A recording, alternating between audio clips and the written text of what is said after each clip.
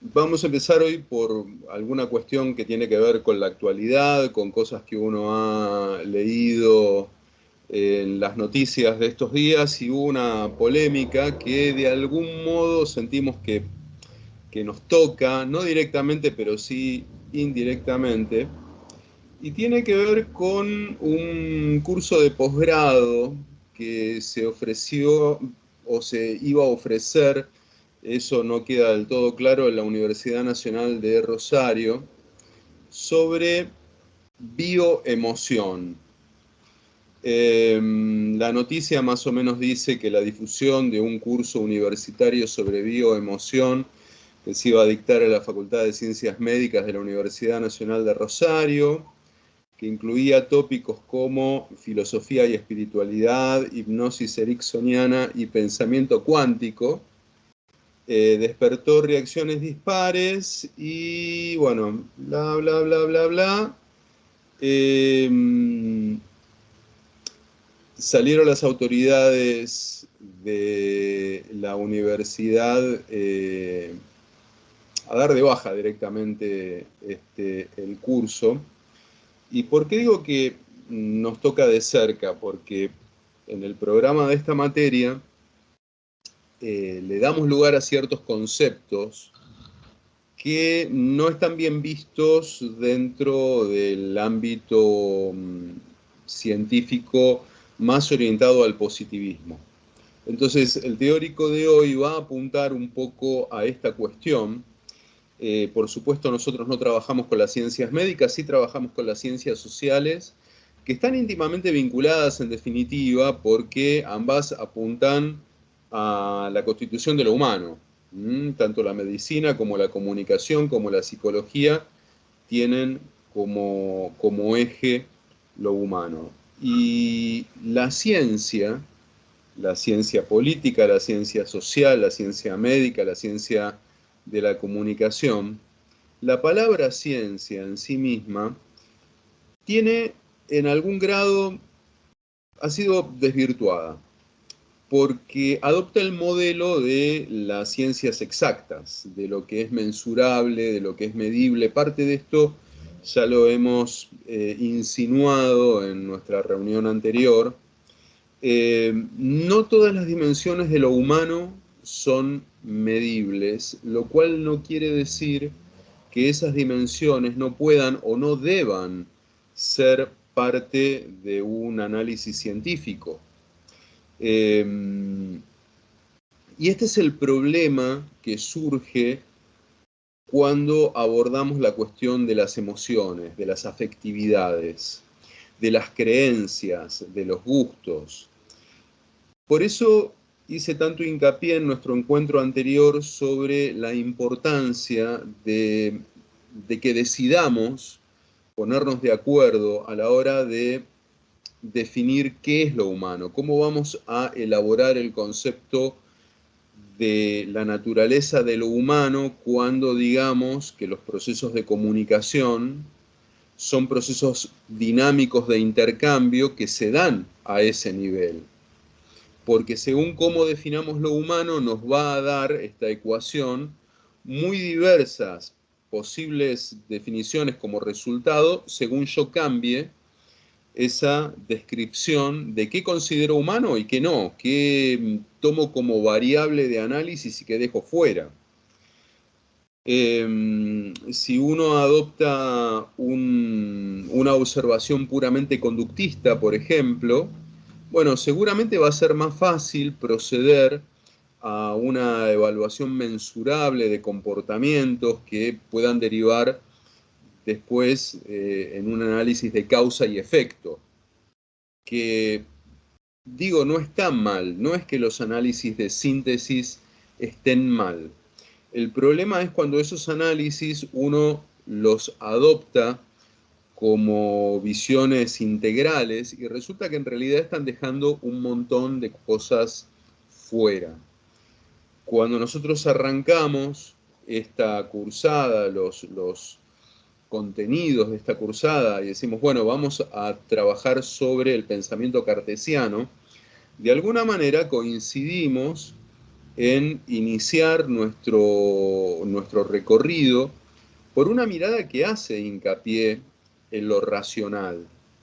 Sé que existo porque me pienso, y del análisis de pienso, por lo tanto existo, digo, no puedo dejar de deducir que mi existencia es necesaria. Pero tomamos este primer texto, las Meditaciones Metafísicas de Descartes, para decir también, ojo, que Descartes, al preguntarse ¿qué soy? Soy una cosa que piensa. ¿Y qué es ser una cosa que piensa? Las respuestas que se brinda a esta última pregunta son bastante más amplias que el mero pensamiento, lo que nosotros entendemos como pensamiento abstracto. Él también incorpora respuestas que tienen que ver con la emoción, con la creencia, con la expectativa, etcétera, etcétera. Decíamos que después la tradición científica occidental va a dejar de lado estas cuestiones porque complican el análisis. Si yo me tengo que detener en cosas no mensurables como el afecto, ¿cuánto me querés? En cosas no mensurables como el gusto, ¿cuánto te gusta esa canción que decís que te agrada? En cosas como la creencia, ¿cuánto le crees a tal o a cual persona, político, quien sea? No se da respuesta concreta a esa pregunta que involucra una cuantificación. Entonces eso me complica el análisis cientificista de la mirada sobre el objeto de estudio ser humano y naturalmente tiendo a sacarlo porque incorporarlo me saca a mí de mi zona de confort.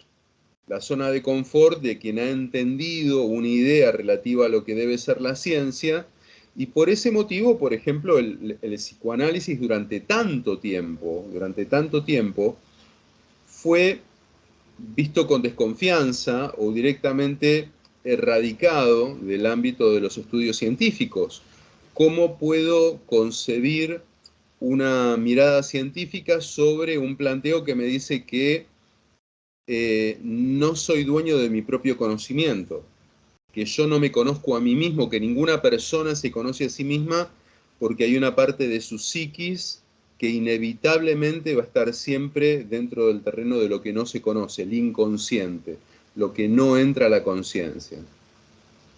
Hoy día ya la psicología ha dado ese paso y entonces se dan contradicciones tales como que autoridades de la Facultad de Psicología también salen a cuestionar el concepto de bioemoción.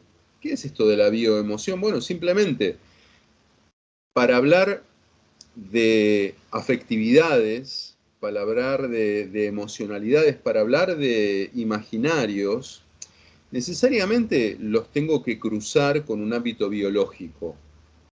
Son organismos biológicos los que manifiestan creencias, gustos, sensibilidades, afectividades, etcétera, etcétera. Es el sujeto el que manifiesta subjetividades, es una verdad de perogrullo. Y sin embargo, la cientificidad propia de esa disciplina que pretende abordar el sujeto de la comunicación se siente cómoda recurriendo a lo objetivo y renunciando a lo subjetivo. Entonces hay una contradicción que necesitamos superar de alguna manera para poder abordar realmente el estudio de lo humano.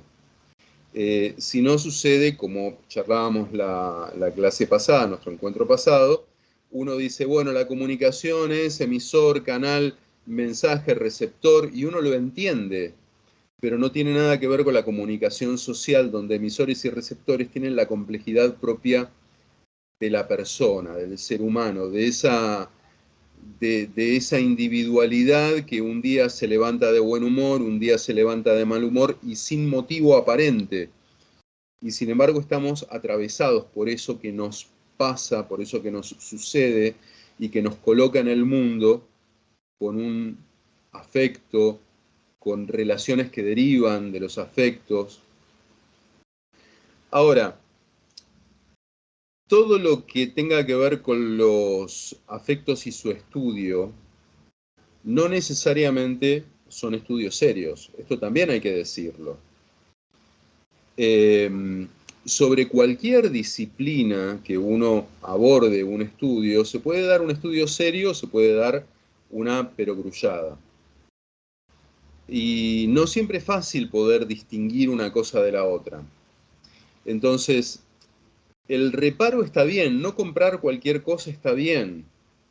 Si uno ve la oferta de estudios de posgrado de esta misma facultad donde se cuestiona lo de las bioemociones, resulta que hay estudios sobre la medicina ayurveda, sobre acupuntura, sobre fitoterapia, sobre las esencias florales en el cuidado de la salud, sobre homeopatía, yoga y técnicas de integración. Quiero decir, el espectro es amplio.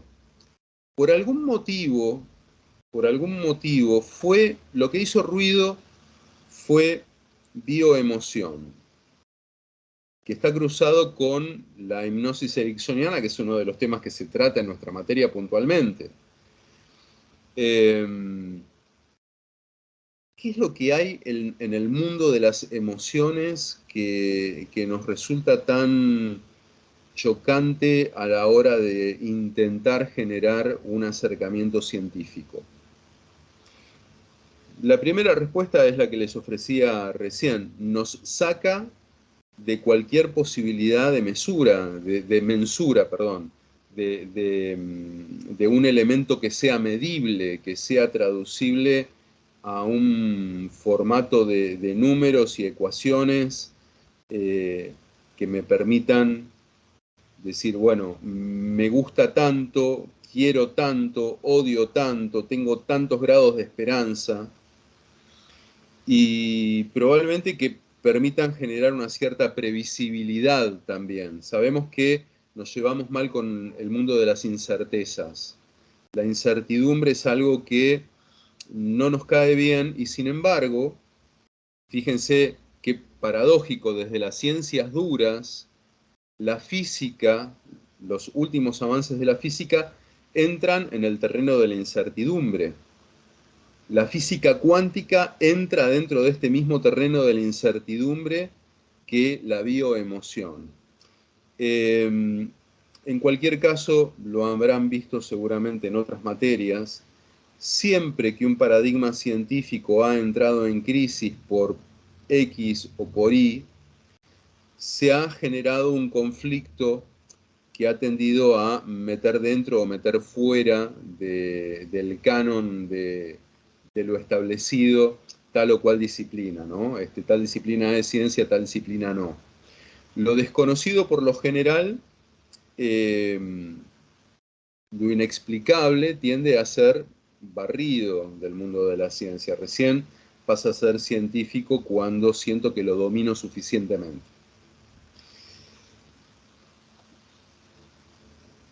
Si había que ponerle un título al teórico de hoy, posiblemente ese título podría ser Concepciones de lo humano, racionalidad, afectividad y cyborgs, como para agregar algún elemento que pudiera resultar mínimamente atractivo. ¿Somos seres racionales o somos seres sensibles? La respuesta es que somos ambas cosas. Lo sensible no invalida lo racional y viceversa. Lo racional no invalida lo sensible. Esta lucha constante de lo sensible, de lo racional, del cerebro y el corazón, es algo que viene desde siempre, porque somos eso, somos esa naturaleza compleja que puedo dividir para analizar, pero al momento mismo de dividir, de escindir lo racional de lo sensible, y esto es el motivo por el cual en los prácticos ustedes ven eso que es la filosofía Zen, y también tiene que ver con las ideas de Bateson. En el momento de escindir, lo que estoy haciendo en realidad es desvirtuar. Simplifico para comprender y para explicar, pero al mismo tiempo estoy desvirtuando la naturaleza unívoca de ese objeto de estudio que estoy intentando abordar. Si genero una alteración del objeto de estudio, claramente las conclusiones a las cuales voy a llegar van a ser relativas, cuando no directamente falaces. Esto por un lado, entonces, estamos convencidos desde la cátedra que lo afectivo no puede ser desvinculado del estudio de lo humano, porque nos llevaría a conclusiones erradas en relación a las dinámicas sociales. Por eso es que trabajamos el concepto de culturas afectivas. Un concepto que se estudia en muchos lados de maneras muy serias, que no tienen nada que ver con discursividades vanas, que las hay, insisto, pero el concepto de cultura afectiva tiende a preguntarse lo siguiente, o a que nos preguntemos lo siguiente. Lógicamente, desde el momento en que somos seres humanos, sentimos cosas, sentimos amor, placer, miedo, etcétera, etcétera. Y son sensaciones que, por otro lado, son muy difíciles de explicar. Yo siempre pongo el siguiente ejemplo. Si uno se pone a hablar con una persona que es ciega de nacimiento, que jamás ha visto, y esa persona me pregunta, ¿qué es el color amarillo? Yo sé lo que es el color amarillo, lo sé por experiencia directa, lo he visto, pero no tengo manera de explicarlo. Y a lo que apunto con esto es que hay una forma del conocimiento que está desvinculada de la posibilidad de verbalizar ese conocimiento. Yo no puedo explicar el color amarillo a alguien que no haya tenido jamás una referencia cromática. Del mismo modo que no podría explicar una melodía de un coral de Bach a una persona que haya nacido sorda. Puedo hacer analogías, puedo hacer metáforas, pero no puedo explicarlo. Lo mismo sucede con las sensibilidades. Yo no puedo explicar cómo se siente estar enamorado a una persona que nunca ha estado enamorada. Una vez un estudiante me enseñó algo, no sé si queriendo o no, pero en una clase presencial, hablando del tema de la afectividad y del amor, cometí la imprudencia de decir, bueno, todos los que estamos acá reunidos alguna vez nos hemos enamorado, hemos sentido amor. Y un estudiante al fondo del aula levanta la mano y dice, perdón, pero no, porque por ahí yo nunca estuve realmente enamorada y el día que realmente lo esté, me voy a dar cuenta de que lo que yo creía que era el amor no era. Entonces, estamos utilizando palabras para definir cosas que son inasibles. ¿Cómo sé que lo que yo llamo amarillo coincide con lo que cada uno de ustedes llama amarillo? Bueno, de última, uno puede hacer pruebas que tienen que ver con la percepción cromática. Uno va al oculista, de esa manera se puede determinar que una persona es daltónica, por ejemplo, a través de test cromáticos. Pero ¿cómo puedo saber yo si lo que la persona que tengo enfrente llama amor es lo mismo que yo llamo amor? Si lo que la persona que tengo enfrente llama miedo coincide o no con lo que yo llamo miedo, o angustia, o esperanza, o el término que ustedes quieran.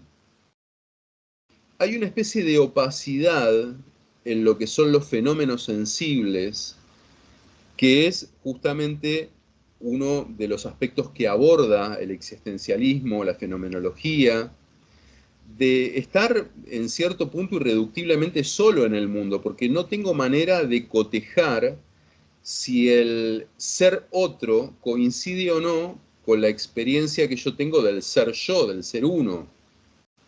Yo sé que el otro existe, yo entiendo que al otro le suceden cosas, pero no tengo manera de ponerme nunca en los zapatos de ese otro. Entonces ahí surge una suerte de distanciamiento existencial o de desconocimiento existencial donde yo nunca puedo dejar de ser sino yo. Y nunca puedo llegar a ser el otro, el que sabe cómo le duele cuando le duele una muela a él. Uno puede decir, che, el dolor de muelas es espantoso, pero yo solamente puedo experimentar mi propio dolor de muelas. Entiendo lo mal que te sentís que te dejó tu novio. No, no lo entendés porque no te pasó a vos. A vos te pudo pasar algo parecido, pero lo viviste desde vos, no desde el otro. Entonces, la cuestión de la afectividad siempre es un más o menos. Por eso, por ejemplo, los debates que tienen que ver con estética, ¿de qué es una obra de arte? ¿Cómo puedo definir qué es una obra de arte si eso que a vos te conmueve a mí no me dice nada? Bueno, un cuadro de Da Vinci o de Van Gogh tiene que ser una obra de arte, pero si yo veo ese Van Gogh y no me sucede nada, ¿desde dónde aseguro que es una obra de arte? Desde un decir colectivo, pero a mí no me pasó ni medio. No sé si más o menos se va comprendiendo la dificultad. A esto me refiero cuando digo que no se puede mensurar de ninguna manera el gusto, los afectos, las sensibilidades, y eso nos lleva a un terreno complicado para las ciencias duras, pero al mismo tiempo necesario de abordar. ¿Por qué digo necesario de abordar? Porque forma parte de nuestra naturaleza. No podemos explicar el mundo de lo humano si nos olvidamos de los afectos, de las pulsiones, de los deseos, de las pasiones. El ser humano, que al interactuar genera vínculos sociales y comunicaciones, es un ser pasional, es un ser contradictorio, somos bichos jodidos en este sentido, porque nos suceden cosas que no podemos explicar. Y bueno, y a pesar de eso, el desarrollo de la disciplina científica de las ciencias sociales lo tenemos que llevar adelante haciéndonos cargo de esta complejidad. Una complejidad que va a abordar de buen grado, por ejemplo, el constructivismo en general, con Gregory Bateson a la cabeza.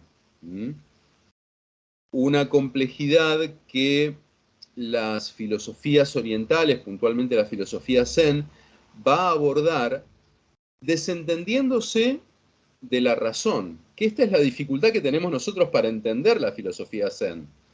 ¿Cómo vamos a abordar un ejercicio que tiene que ver con el conocimiento desentendiéndonos de la racionalidad? Y es que precisamente la racionalidad, tal como la entendemos nosotros, parte de la disección, parte de tomar el objeto de estudio, separarlo en pedacitos y analizarlo parte por parte, pero olvidándonos de la integración de esas partes. Entonces, esto nos plantea el desafío de que entendemos el pedacito, pero la parte no, porque lo desarmamos al objeto de estudio. Lo hemos desvirtuado. Y ojo que esto pasa, por ejemplo, con la medicina alopática, ya que hablábamos de medicinas. Uno va al médico porque tiene una afección cardíaca y el médico le da un fármaco que soluciona esa cuestión, pero que altera los nervios.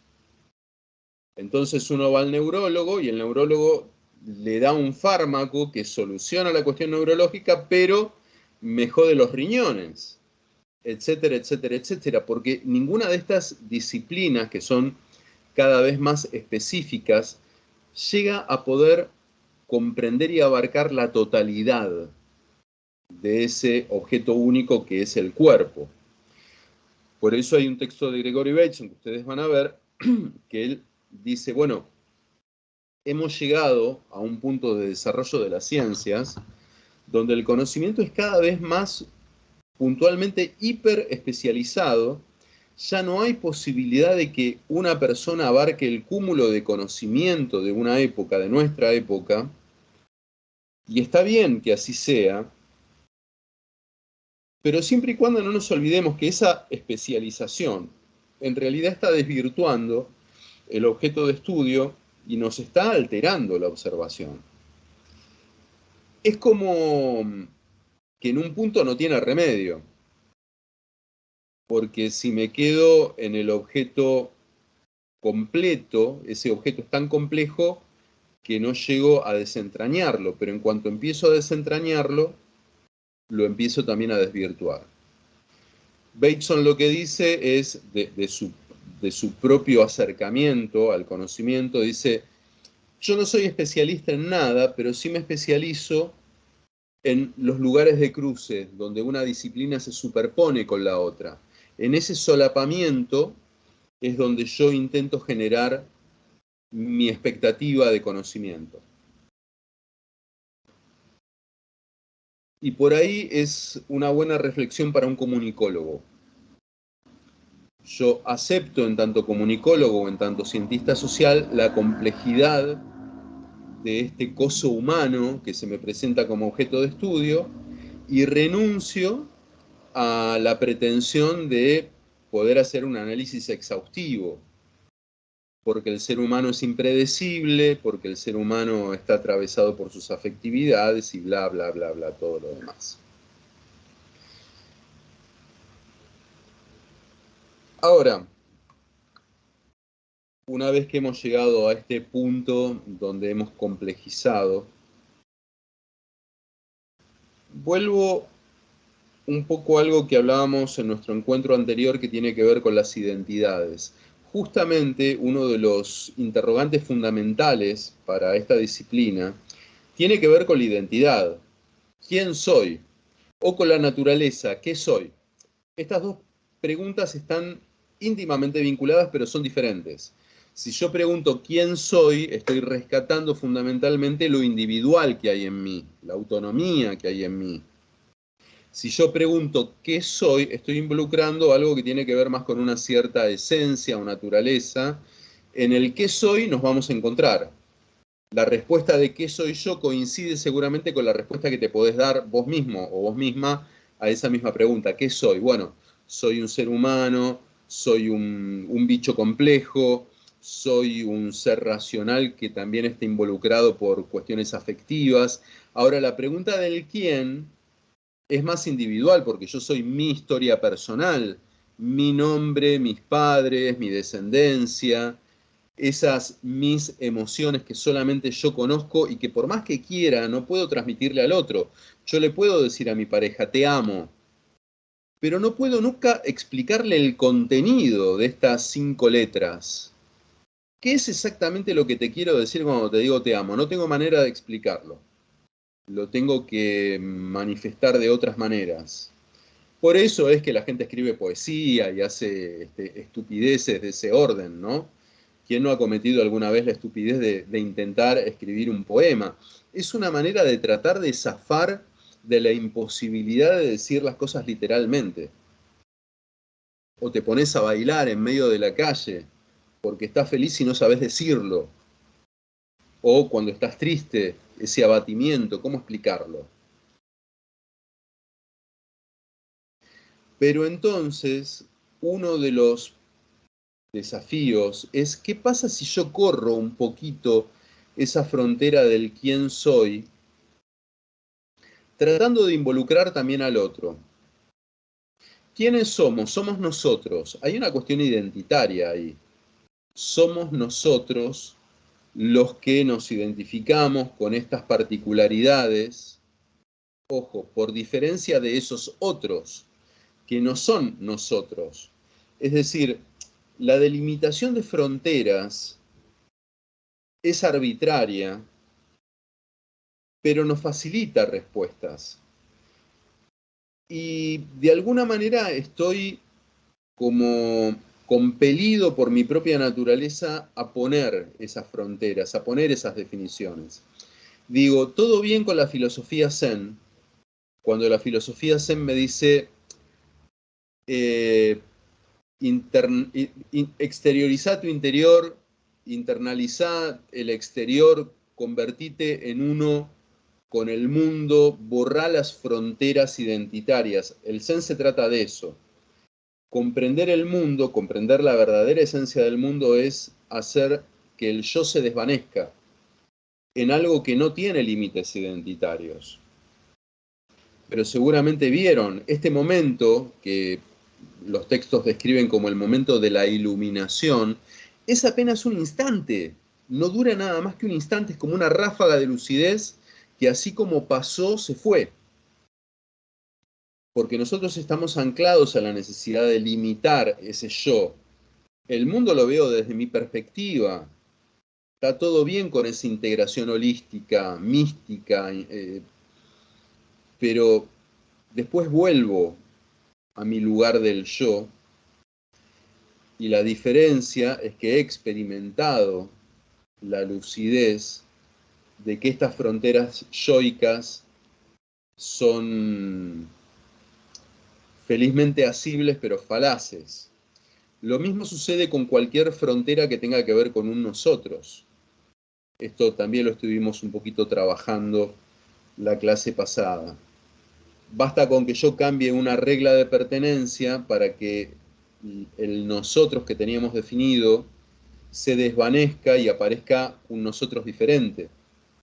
Estas reglas de pertenencia o de exclusión, o mejor dicho, de pertenencia y de exclusión, son absolutamente móviles y determinan realidades irreales.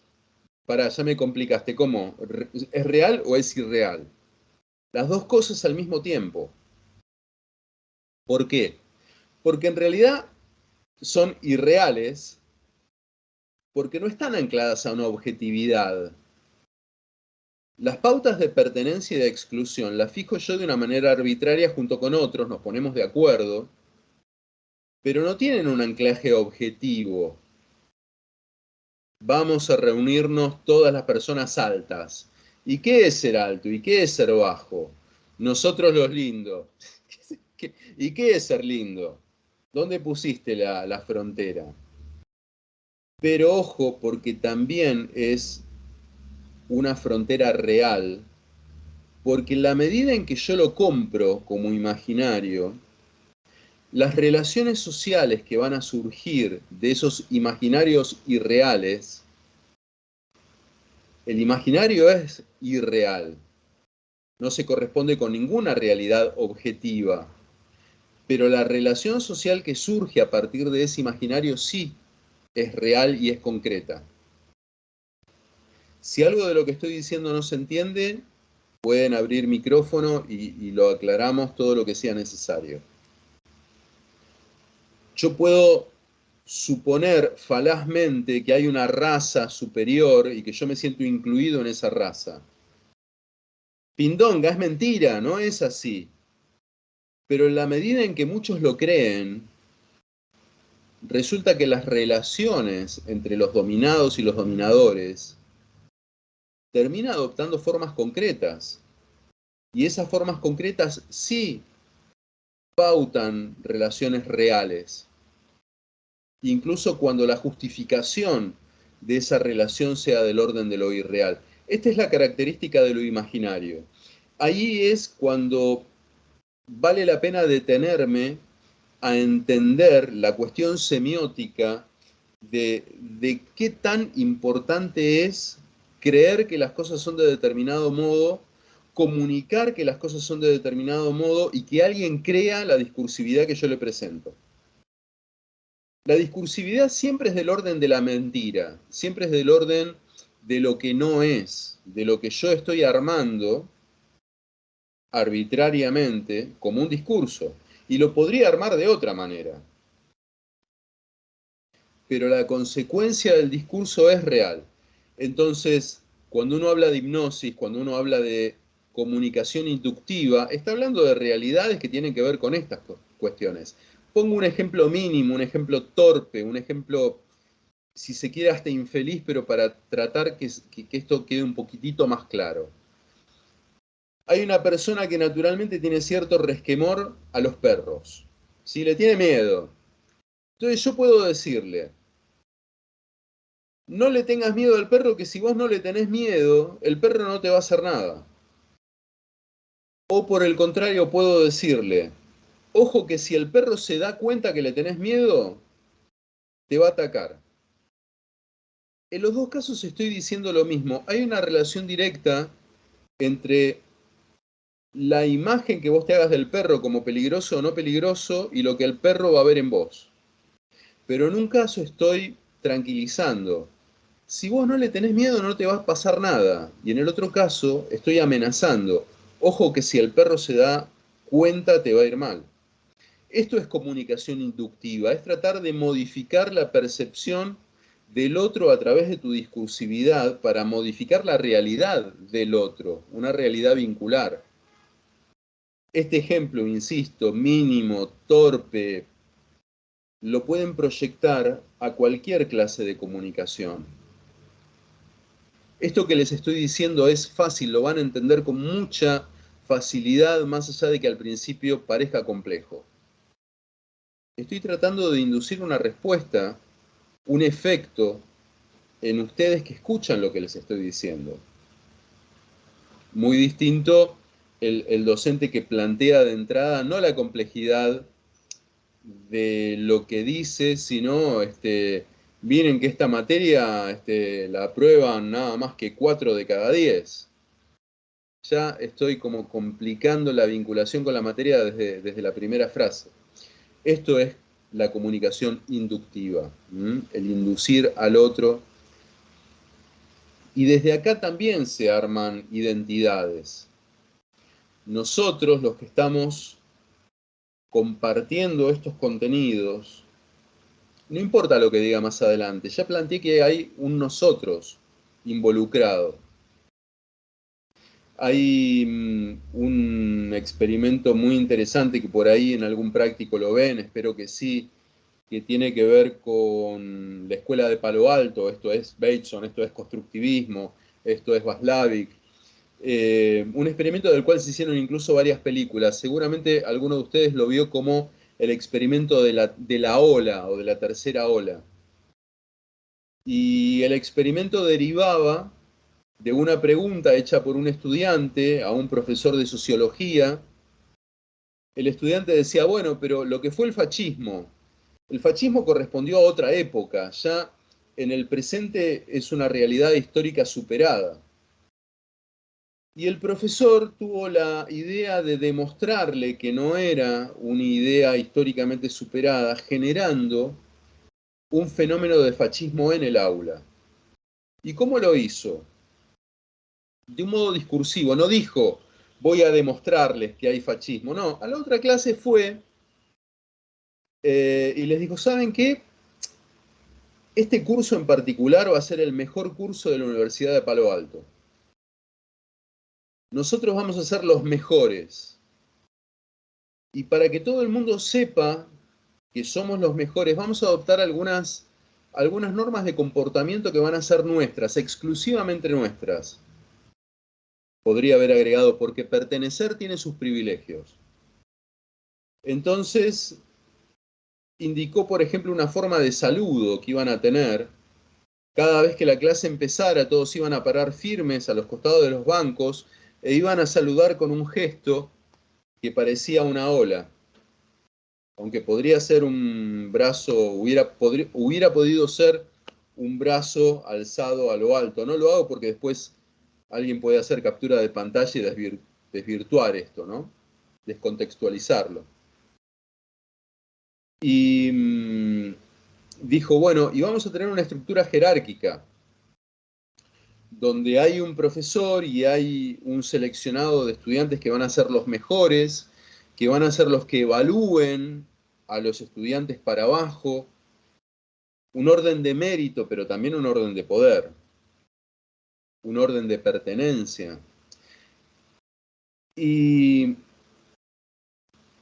se fue toda la mierda, porque el propio docente entró en el juego como un mitómano, en el juego que él mismo había creado. la gente empezó a querer sumarse a ese curso que tenía algo de exclusivo, porque ¿a quién no le gusta pertenecer y tener sus privilegios? Pero había un orden de conducta también ahí. Y el que se saliera de esos códigos que estaban, tenían que ser denunciados por sus superiores, porque denunciar formaba parte de un código de comportamiento y sumaba puntos, por así decirlo. ¿Les suena todo esto? Es decir, se creó un pequeño estado fascista dentro de la universidad y le tuvieron que llamar la atención al profesor y decir, pará esto acá porque se te está yendo de las manos. Y hubo episodios de agresión, de intentos de sometimiento, donde había unos que valían más y otros que valían menos. Reglas de inclusión y de exclusión. Esto sucede todo el tiempo en nuestras dinámicas sociales. En un grupo familiar está el hermano preferido por los padres y el hermano que es medio dejado de lado. Y esto genera una dinámica. Y lo mismo pasa en cualquier dimensión en la que ustedes estudien las dinámicas relacionales y sociales.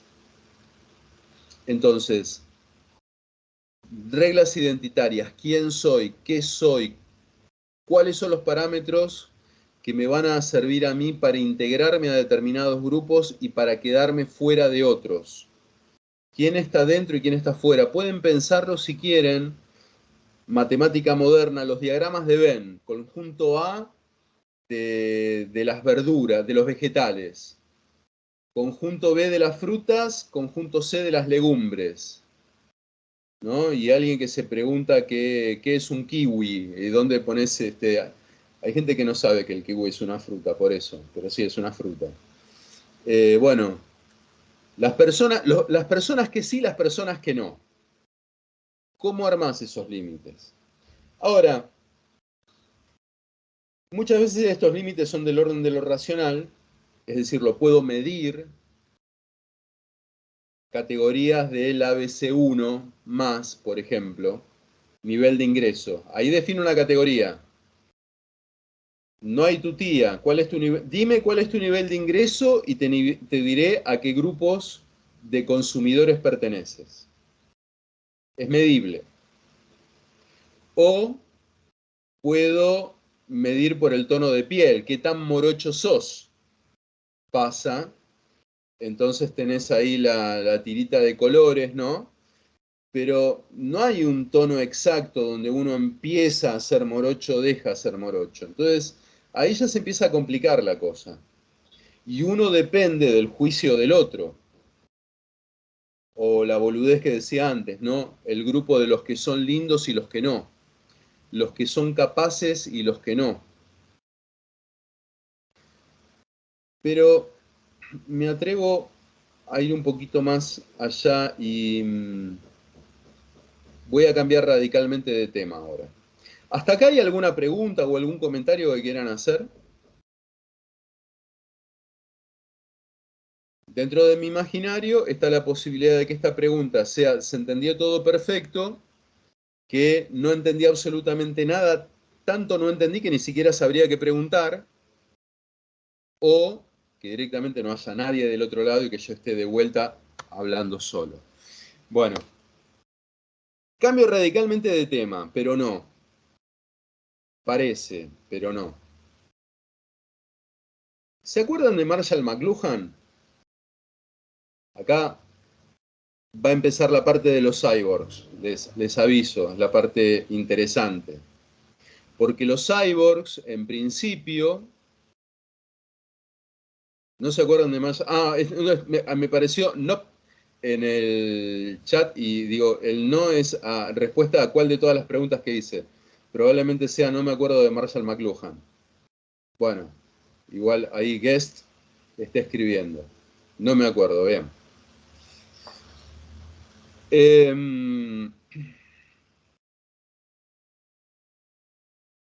¿Tendrán sentimientos los cyborgs?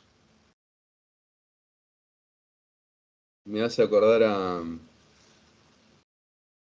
a la película esta de... Uy, qué laguna que se me hizo, por Dios. Bueno, hablemos de Marshall McLuhan. Marshall McLuhan fue uno de los popes de la comunicación en la década de 1970. Fue muy famoso sobre todo por un par de libros. Uno se llamó La Galaxia Gutenberg, otro se llamó El medio es el masaje, o El mensaje, no, El masaje. En ese libro, El medio es el masaje, McLuhan aseguraba que el medio es el mensaje, pero el libro se llamaba El medio es el masaje. Y es un juego de palabras que tenía que ver con los estudios sobre la televisión. Y esto es algo que en esta cátedra también se ve, y tiene que ver con el fenómeno de la hipnosis. Todo está finalmente conectado. Cuando uno ve televisión, ¿qué le pasa? Entra en un proceso hipnótico. Uno se desconecta viendo la televisión. Esto es lo propio del fenómeno hipnótico. Es concentrar la atención en un determinado foco para que todo lo que está fuera de foco pase a un segundo plano.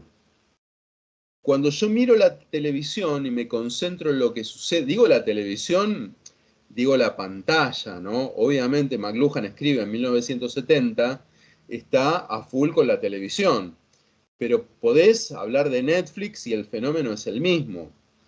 Me clavé la maratón de Netflix y mientras estuve con la maratón de Netflix me olvidé de los problemas que me aquejan.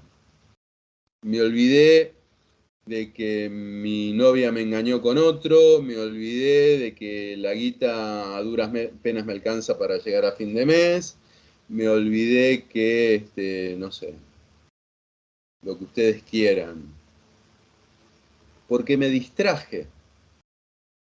La distracción es un fenómeno hipnótico.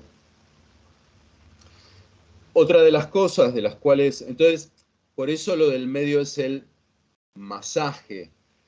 El medio te distrae y te relaja como te podría relajar un masaje.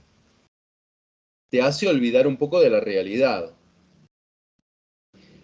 Pero el medio es el mensaje también. ¿Por qué? Porque una misma verdad o una misma comunicación, un mismo discurso, vamos a decirlo así, transmitido por distintos medios, va a significar distintas cosas. No es lo mismo hacer radio que hacer televisión, que escribir un tweet, que escribir un artículo de un libro. De hecho, el artículo que uno escribe para una página web tiene códigos diferentes que el artículo que uno escribe para un libro sin figuritas. Entonces hay que reformularlo o reevaluarlo. Esto es que el medio determina las condiciones de producción y recepción de un mensaje. Y también hablaba de otro concepto que es el de aldea global. McLuhan decía, a partir de la difusión global de los medios de comunicación, esto es, para que se entienda, la tele llegó a todo el mundo. Entonces yo puedo ir a Indonesia de viaje y obviamente no entiendo un pomo de indonés, pero prendo la televisión y voy a saber si lo que estoy viendo es una película o es un informativo. Porque los códigos de discursividad son globales a pesar de que yo esté en una aldea diferente de la mía. Yo puedo hoy abrir una página de internet, obviemos el recurso del Google Translator, puedo ir a una página que esté escrita en ruso, obviar la traducción automática al español y sin embargo entender dónde tengo que hacer clic para llegar a un determinado contenido. Eso es la globalización de la aldea que estaba en la mente de McLuhan cuando McLuhan hablaba de la televisión, no de los medios digitales. Y otra de las cosas que rescato de McLuhan es que él veía la tecnología como una especie de prótesis. Él decía, antiguamente una persona perdía una pierna y se le podía poner, a la manera de los piratas, una pata de palo. Eso era una prótesis. Vuelvo un poco sobre algo que también trabajamos en el encuentro que tuvimos la semana pasada. En la dicotomía entre naturaleza y tecnología, entre naturaleza y cultura, el ser humano tiene un pie puesto en cada uno de estos dos mundos, porque somos seres biológicamente naturales y en nuestra naturaleza está inscripta la posibilidad de generar una cultura y una tecnología. Naturalmente el hombre inventó la rueda, naturalmente el hombre descubrió el manejo del fuego, naturalmente el hombre creó una cultura. Entonces no hay un enfrentamiento cuando hablamos del humano entre estas dos dimensiones, sino una integración. Una integración que cada vez es más y más y más y más compleja. Una prótesis es una pata de palo y una prótesis es una pierna de titanio robotizada. En los dos casos es una prótesis, solo que tecnológicamente son muy distintas. Antes estaba el monóculo, ahora uno usa anteojos, hay gente que se opera, tecnología mediante, y vuelve a ver como antes de que su visión quedara degradada. Son recursos diferentes para aplicar a una misma situación. Antes la gente tenía un problema cardíaco y se moría a los 30 años. Hoy te ponen un marcapasos. Pero, ¿qué es un cyborg? Uno, a ver, uno sabe que es un ser humano, sí. Uno sabe que es un robot. El cyborg está a medio camino entre el ser humano y el robot. Tiene componentes que son cibernéticos y tiene componentes que son biológicos.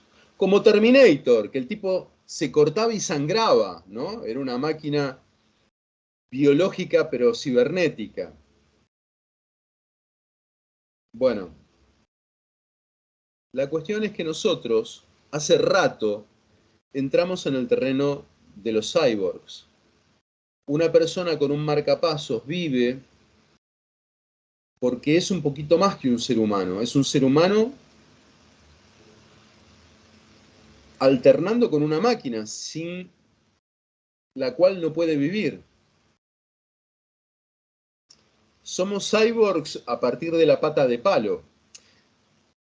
Un par de reflexiones que creo que están en el libro, si no me equivoco. Ya me olvidé hasta qué cosas escribí en el libro, pero si ustedes se acuerdan de Pistorius, un atleta, no me acuerdo el nombre de pila, pero Pistorius era el apellido de un tipo que era corredor olímpico que después fue preso porque mató a la novia en una sobredosis, una cosa media loca. Pero el tipo corría, le faltaban las dos piernas y corría con unas prótesis hechas con una aleación de metal especial. Y corría en los Juegos Olímpicos Paralímpicos. Y un día dijo, no, yo quiero correr en los Juegos Olímpicos posta, no en los Paralímpicos. Y le dijeron que no. Pero lo interesante es que le dijeron que no, porque si él corría con sus prótesis, iba a correr con ventaja sobre los otros competidores que no tenían prótesis. A tal punto había llegado el grado de desarrollo tecnológico de sus prótesis que le permitían correr mucho más que un humano. Con sus prótesis, de alguna manera, Pistorius era un sobrehumano, un cyborg. Digo para que se entienda que no estamos hablando del terreno de la ciencia ficción. Entonces, McLuhan rescataría la idea de prótesis como una herramienta integrada a la biología del propio ser humano. Lo cual nos lleva al mundo de lo digital. Lo cual nos lleva, por ejemplo, al mundo del OpenIA. ¿Quién no estuvo jugando en estos días con el OpenIA? con el chat GP3. ¿Saben de lo que estoy hablando? Nosotros los docentes, así paramos las antenas, me río porque la estoy viendo a María Marta, que es mi colega en estas lides, a ver cómo vamos a hacer, hay maneras, para determinar si un parcial está generado con inteligencia artificial o si de verdad lo escribió un estudiante. Ya hay inteligencias artificiales que ayudan al docente a poder identificar si un escrito está hecho o no con inteligencia artificial. Es una cosa de locos. Bueno, el mundo de lo digital plantea un desafío muy interesante porque ¿cuál es el límite entre el yo humano y el yo cyborg? Hoy se habla como algo natural la implantación de microchips subcutáneos que permiten adicionar, vamos a decirlo así, sumar funcionalidades a lo humano. Hasta hace poco tiempo, muy poco tiempo, el dispositivo era externo a la corporalidad humana. Ahora el dispositivo empieza a ser subcutáneo, intravenoso, un implante cloquear que se pone acá y se conecta a nivel de la corteza cerebral, le permite escuchar a una persona que nació sin esa conexión sináptica que el implante cloquear regenera. Ahora, la pregunta es, ¿importa mucho que el implante esté dentro o fuera? ¿Hace una gran diferencia? Porque acá es donde viene la cuestión más maclujiana, si se quiere. Empecé a leer un libro corto con McLuhan y me meto con Martín Cohen. Martín Cohen sacó un librito hace muy poco, muy divertido, que se llama Hola, y habla de la tecnología del teléfono, que era un aparato que por ahí alguno de ustedes todavía tiene en alguna casa, pero que cada vez existe menos. Ya la cultura telefónica que nació, no sé, no quiero arriesgar un año, pueden googlearlo, justamente, pueden googlearlo. Graham Bell, pero no cuando se inventó el teléfono, cuando todo el mundo tuvo teléfono en su casa. Cuando yo tenía 12 años, no todo el mundo tenía teléfono, y una casa que tenía teléfono valía mucho más que una casa que no la tenía y se vendía con la línea telefónica. Había una cosa que se llamaba el plan Megatel, y yo nací en el 66, y me acuerdo que en el 76, cuando yo tenía 10 años, no todo el mundo tenía teléfono, y eran teléfono de disco, y estaba anclado a la casa. Digo, no estoy hablando de un pasado muy remoto, ese teléfono ya no existe más. Es más, dudo que alguno de ustedes tenga un teléfono, la mayoría de ustedes tiene un smartphone, que es un dispositivo completamente diferente de un teléfono, no tiene nada que ver con un teléfono. En este librito, Martín Cohen marca cómo en estos muy pocos años, históricamente son muy pocos años, ha cambiado radicalmente no solamente el modo de relacionarnos a través del dispositivo, sino el modo de ser en el mundo de cada uno de nosotros por causa del dispositivo. Es como que somos homo telephonicus, por decirlo de alguna manera. El hecho de ser usuarios de una tecnología nos convierte en seres humanos diferentes a los que éramos antes de que esa tecnología fuese instalada a nivel socio-relacional. Somos unos y somos otros antes de la aparición de la escritura. Esto lo tenemos en claro. Por eso hablamos de las culturas orales y de las culturas escritas. Tenemos muy clara la diferencia entre una sociedad analfabeta y una sociedad alfabetizada. Nos cuesta más medir la diferencia entre un grupo etario social que maneja hábilmente las herramientas propias de la conectividad global digital y quien por estar en otro grupo etario tiene mayores dificultades.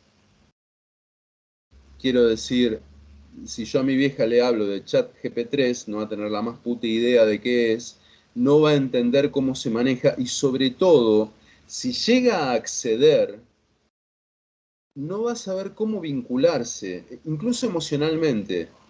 Mi mamá, que tiene 82 años, le pregunta cosas a Google como si fuese una persona. No sabe dirigirse a Google como si fuese un dispositivo. Hay algo que hace ruido en la interacción entre lo humano que pertenece a un cierto mundo de lo social y lo humano que se desarrolló tecnológicamente para otro lado. Entonces, yo les recomiendo volver a leer a Marshall McLuhan, El medio es el masaje, La galaxia Gutenberg, todo lo que McLuhan advertía cuando todavía la computación era una utopía para unos muy pocos, y él hablaba de la televisión, pero él advertía de cómo la, la distribución masiva de la televisión como tecnología marcaba el punto de inicio de una nueva cultura, distinta de la cultura radiofónica, que a su vez era distinta de la cultura telegráfica, que a su vez era distinta de la cultura escritural. La galaxia Gutenberg, metafóricamente, es el surgimiento de una nueva cultura humana, diferente de todas las anteriores, pero que inaugura también un recambio cada vez más acelerado, de nuevas variantes, de nuevas culturas, de nuevas formas de que el usuario, cada uno de nosotros es usuario de tecnologías, sea algo más que usuario y sea una especie de cyborg con esas tecnologías. Un ejemplo tonto, pero cuando Google no existía, uno iba por la calle y decía, ay, ¿cómo se llamaba este cantante, este artista, este escritor? Y te devanabas los sesos, a veces durante días, o le preguntabas a Dios y María Santísima, mirá qué expresión tan antigua la que acabo de usar, para que alguien te diera esa respuesta. Hoy lo que uno hace, antes de siquiera ponerse a pensar y a probar a ver si la respuesta viene, uno googlea. Es decir, uno se ha convertido en uno con el dispositivo, que se ha convertido en una especie de muleta a nivel cognitivo, a nivel intelectual. Es lo mismo que una pata de palo, pero a nivel intelectual.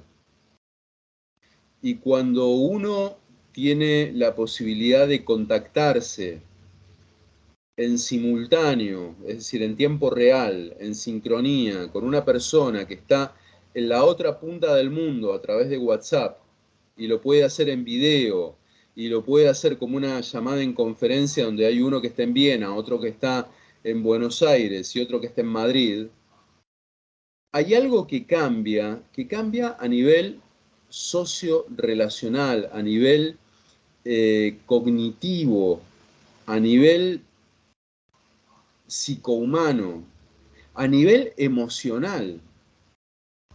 Este librito de Martín Cohen, que es muy divertido, plantea, por ejemplo, cuando digo esto y me estoy preguntando cuántos de ustedes que me están escuchando lo vivieron realmente. La angustia de sentarse al lado de un teléfono esperando un llamado. Porque el teléfono estaba anclado a un lugar, no a una persona. Entonces había emocionalidades que estaban vinculadas a la tecnología en uso socialmente. Y hoy que la tecnología en uso es otra, las emocionalidades han cambiado y son otras y van a seguir cambiando. Y cada uno de ustedes puede hacer en su recorrido personal más grande o más estrecho, podrá rastrear estos cambios que tienen que ver con la emoción y con las tecnologías. Antes, comprar un disco, me refiero a un disco de vinilo, era una ceremonia donde uno iba a la disquería, compraba un objeto físico que convocaba a una reunión en un lugar físico, entre un lugar, en un lugar físico de personas que se reunían físicamente para escuchar ese disco. Hoy uno le pasa un enlace a Spotify a una persona y no necesito ir a verla. Te pasé el enlace, escúchalo. Y no nos vimos. Las formas de socializar también cambian en función del cambio tecnológico. Y es algo que como estamos viviéndolo, tal vez no nos detenemos a reparar en la profundidad del cambio. Pero para ir uniendo puntas, somos seres racionales, somos seres emocionales y somos seres que estamos atravesados por la cultura y por la tecnología. Esa cultura y esa tecnología nos modifica como seres racionales y nos modifica como seres emocionales. Esto que yo les decía, somos seres racionales y también somos seres emocionales, le agrega una tercera pata. Somos, además, seres culturales. No podemos desvincularnos ni de la razón, ni de la emocionalidad, ni de la cultura que determina los lineamientos de nuestros modos de vincularnos los unos con los otros. Y esto está en pleno desarrollo, y esto está en plena evolución, y esto provoca una incertidumbre mayúscula, puesto que ninguno de nosotros tiene la menor idea de dónde vamos a llegar. Podemos proyectar, podemos imaginar, pero certidumbre no hay ninguna.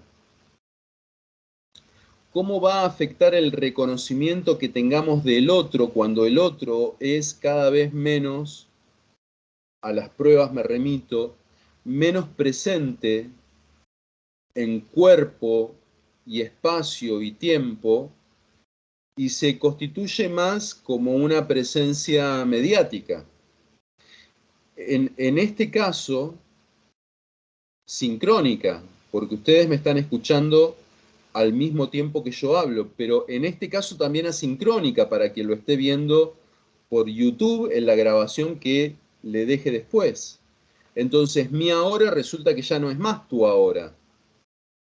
Y lo que es más loco todavía, probablemente después de que, qué feo pensar en esto, pero un día uno se va a morir y tal vez ese video va a seguir estando ahí instalado y yo voy a seguir diciendo ahora cuando ese ahora ya no exista y este aquí tampoco.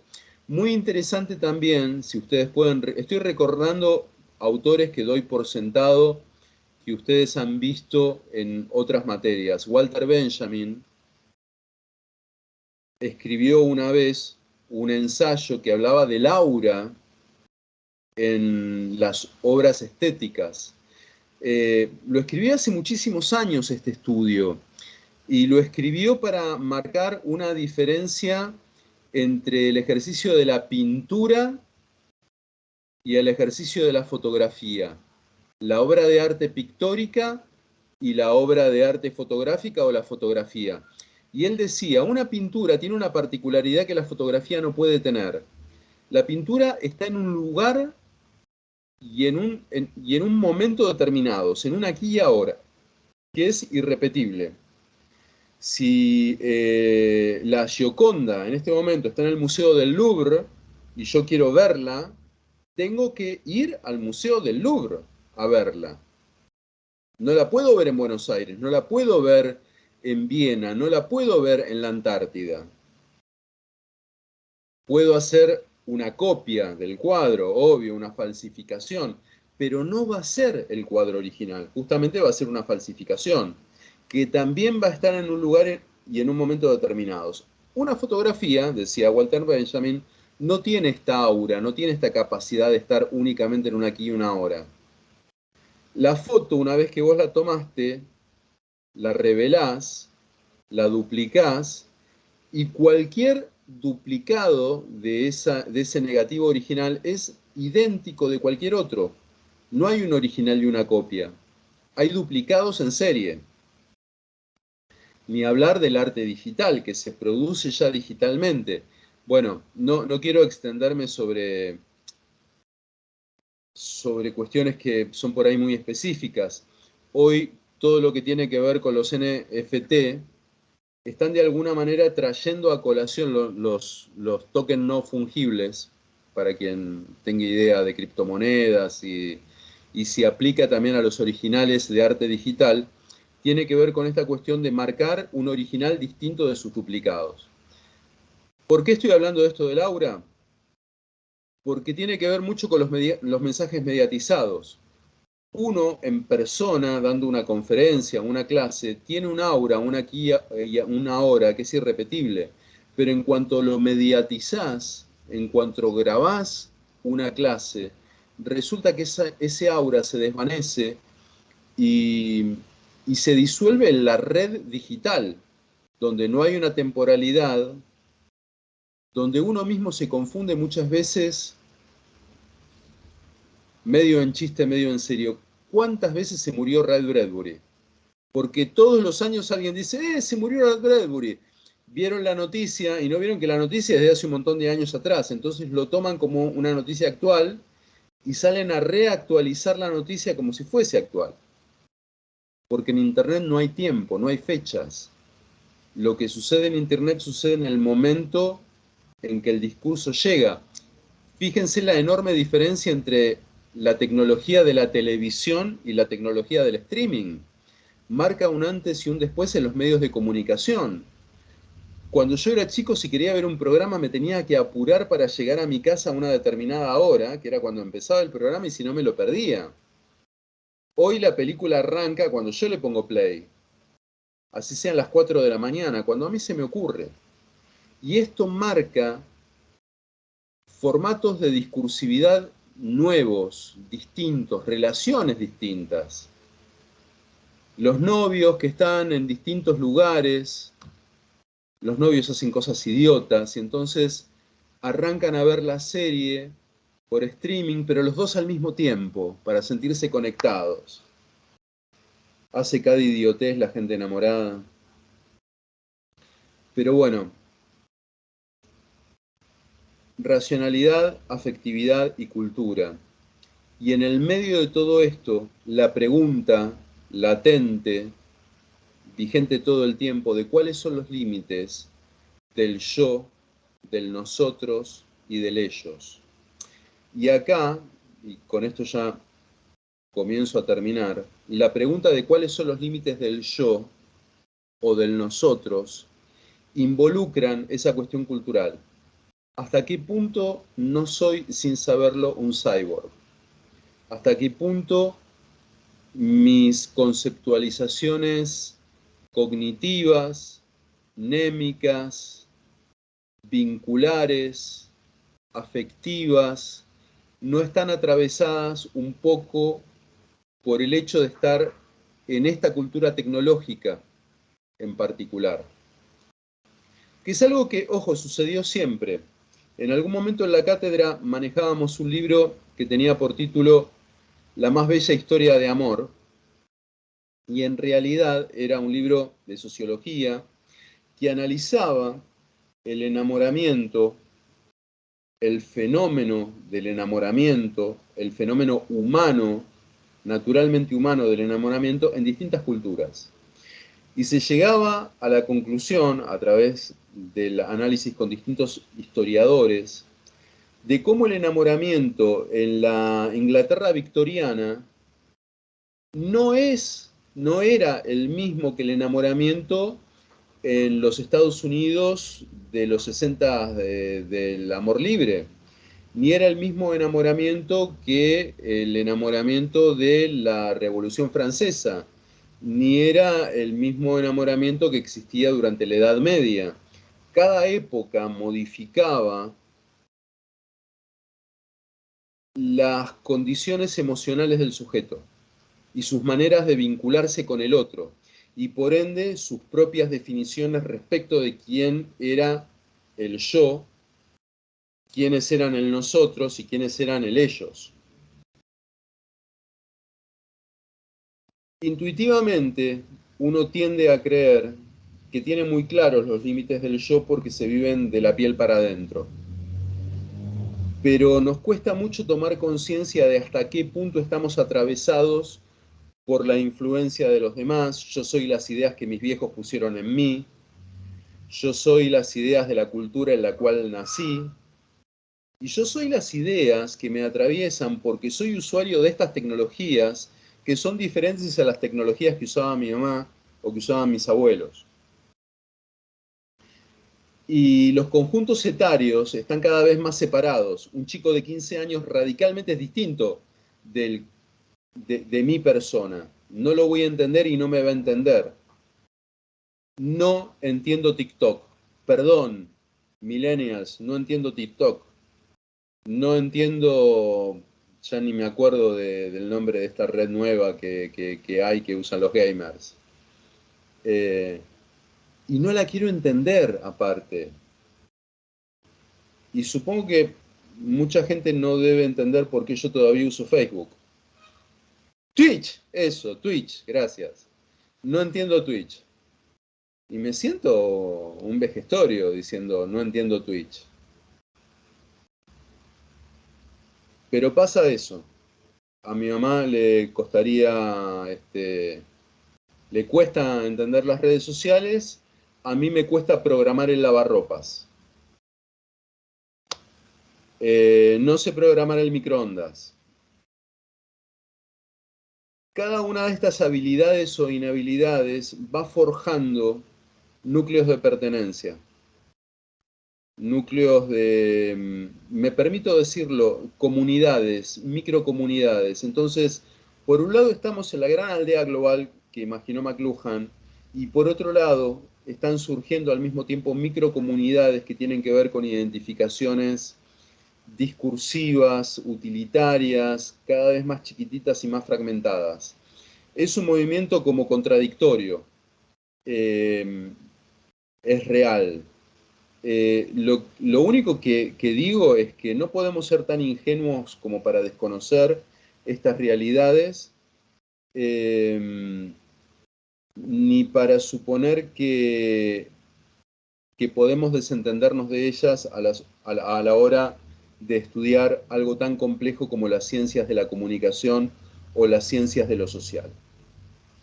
Más o menos por ahí iba lo que quería conversar con ustedes hoy. Si quieren convertirlo realmente en una conversación, es una buena oportunidad para hacerlo.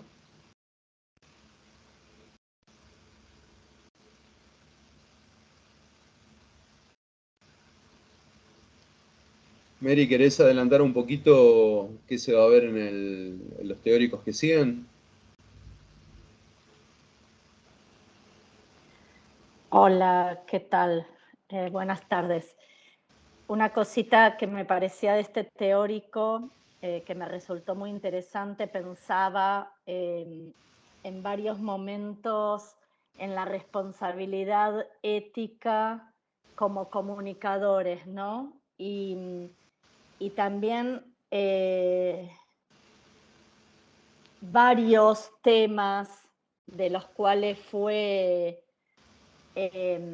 tocando Germán, me parecía también que hay tanto para seguir explorando, para seguir investigando, para ampliar, que me parece que es un desafío también como futuros licenciados, licenciadas en comunicación, poder también apropiarse de estos temas y ampliar, ¿no? Así como Cohen escribió sobre el teléfono, la historia de este aparatito, nos queda tanto, ¿no? Dentro de la carrera y felizmente son temas que Germán y yo, que venimos acompañando tantas tesinas en estos últimos años, son temas de los cuales se está abriendo. tenemos ahí, hay todo ahí un campo muy interesante para seguir explorando. Bueno, el lunes que viene es feriado de carnaval, así que no nos vamos a encontrar.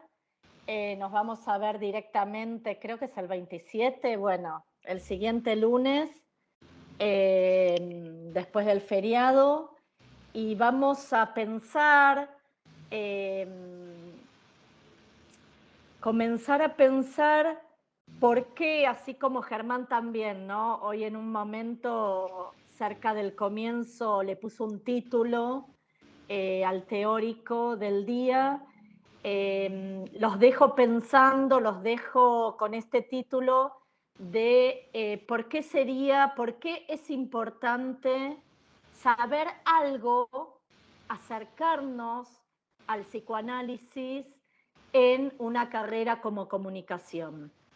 Vamos a hacer una breve introducción ese lunes a dos grandes también pensadores de la afectividad, que son Freud y Lacan, desde la disciplina, desde el campo psicoanalítico, pensado desde la carrera de comunicación, ¿no? Que eso es algo importante que siempre lo aclaramos desde el comienzo, porque si no puede parecer, ahora cuando seguramente lo estén próximamente viendo en los prácticos, de que es algo como o inentendible o es algo difícil de leer, de internalizar.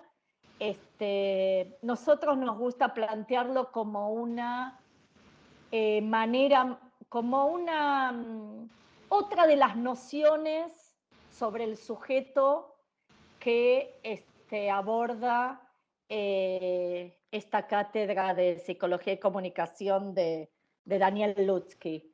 Así como vimos, como estamos viendo las nociones de sujeto desde el racionalismo, bueno, el Zen, el constructivismo, la fenomenología, quedan varios temas para ver. También el psicoanálisis tiene lo suyo para decir sobre la subjetividad y también sobre la relación con los demás. Así que bueno, los invito a encontrarnos ese lunes. Agrego dos cositas más. Bueno, les recomiendo realmente el libro de Martín Cohen, Hola, que es de muy fácil lectura, aparte muy divertido. Y les recomiendo otro libro que también me parece que también es muy fácil de leer y muy interesante, de un egresado de la carrera, que es Vida Digital, de Ariel Gurevich. Hay un concepto en particular en este libro que es la elaboración de la propia tesina de Ariel Gurevich, ampliada, que trabajó sobre redes sociales y puntualmente sobre Facebook, pero en general sobre redes, sobre la arquitectura de las redes y sobre los efectos de las redes en la psiquis de los usuarios. Y uno de los conceptos que me resultó más interesante de este libro es que Ariel dice que las redes sociales, además de vincularnos, tienen una funcionalidad particular que es la de ser plataformas de diseño y proyección del yo. Plataformas de diseño y proyección del yo. Hablábamos en nuestro encuentro anterior de cómo uno se presenta y se representa. Bueno, hoy uno se representa y se presenta en una enorme medida socialmente a través de sus redes sociales, al punto tal de que muchas veces cuando uno va a pedir un trabajo, sabe que va a ser revisado a través de sus redes sociales. Y uno termina creyéndose la representación que hace a través de las redes sociales. Es decir, me invento una discursividad que aplico a mí y, de nuevo, como el mitómano, termino creyendo que esa representación que yo inventé realmente soy yo. Me engaño a mí mismo y creo que soy realmente así como me he pintado. Cuando vean en las comisiones el texto de Joel Dors sobre Lacan, y lo van a ver también con la profesora María Marta, cuando Lacan habla de la forclusión del yo, la alienación del yo en sus discursividades, también es esto. No es solamente la palabra cuando me digo, es todo tipo de proyección. Sí, y otra cosa también, hablando del texto de La vida digital de Gurevich, que también es un tema interesante para seguir explorando, él trabaja también el tema de las adicciones, en la cuestión, ¿no?, de que es algo como poco explorado, y me parece que ya, bueno, es interesante que es un libro prepandémico, ¿no? Y eso también cambia un montón. Hoy poder trabajar, analizar algunas cuestiones de lo que la pandemia nos dejó en relación también a, antes decía, bueno, los adolescentes son los que están todo el tiempo con el teléfono y se crea ahí una adicción. Bueno, hay mucho para, no tenemos tiempo en el curso de verano para hacer un abordaje de ese texto y de algunas cuestiones interesantes para debatir, pero bueno, se los recomendamos. Y de todos modos, en el canal de YouTube de la cátedra, si buscan, quien busca encuentra, hay un encuentro que tuvimos con Ariel Gurevich. Esto de las adicciones es interesante porque ese encuentro surgió porque Ariel Gurevich fue convocado por el Cedronar para hablar de pantallas. Claro, Es decir, de un consumo problemático de quien no claro, puede salud mental. socializar. Exactamente, ya a nivel de salud mental, que, bueno, es como el extremo de todo lo que hemos estado hablando hoy. La gente que no logra socializar sino a través de una pantalla y a través de una construcción imaginaria de un yo que es mediatizado. Si tienen ganas, pueden Es revisarlo porque cierto. también forma parte de nuestro objeto de estudio. Bueno, Bueno, muchísimas gracias por la atención. Eh, me veo a mí mismo ahora en la pantalla y parezco Marlon Brando en Apocalipsis Now, así a media luz, seguido haciendo de noche. Gracias por la atención, nos encontramos no la semana que viene, sino la otra. gracias.